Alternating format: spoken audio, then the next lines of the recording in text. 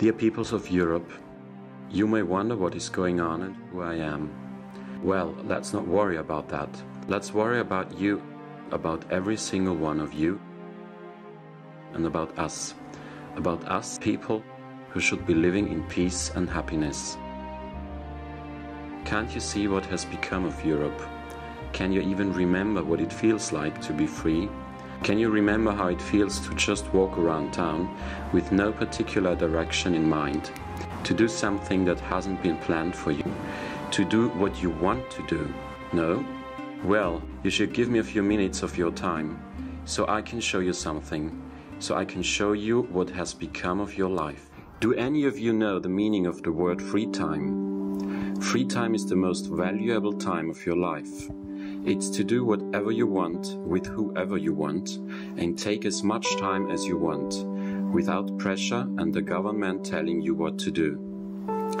There is nothing more precious than the time spent with friends and family, the time spent out in nature, laughing, enjoying every second of your time, and letting your feelings and desires out, rather than suppressing them. Don't let them take that away from you.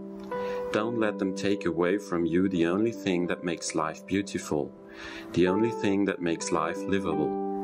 Tell me what you work for. What is the point of living if you do not have a stake in deciding what you do with your life? You say your life is safe, comfortable and healthy. You think you have chosen to live this way. Let me show you how you live. Let me show you what has become of all of you. We have a hidden camera in several people's homes to understand the way we have been treated. Here's one of them.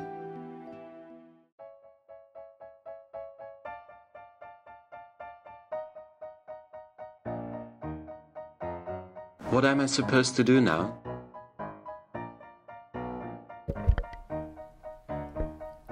Just relax. In approximately 10 minutes you have to go to the restroom. Afterwards, dress up, take your phone and go to the supermarket to be prepared for dinner tonight. Short reminder, Cindy, 26, fair-haired, quite nice, matches you perfectly, will be your blind date tonight. What shall I do afterwards? More instructions will follow. Be honest. How do you feel when you see what has become of your life?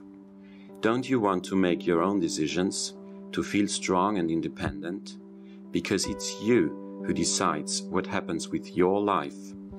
Only 50 years ago, we still knew what this felt like, when the government told us that we would run out of resources, that we would run out of food and of water, that the whole system our lives had been based upon would soon collapse, the end of capitalism and the rise of a new kind of system.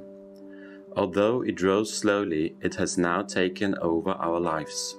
Although our government's intentions were mostly good, they have now become darker and darker. It is the year 2050, 1 year before the government announced its plans to change the way we lived. Something had to be changed, so a meeting between all the important leaders of Europe took place in secret. There was a lot of chat about resources, about revolution and about war. Yes, times were bad.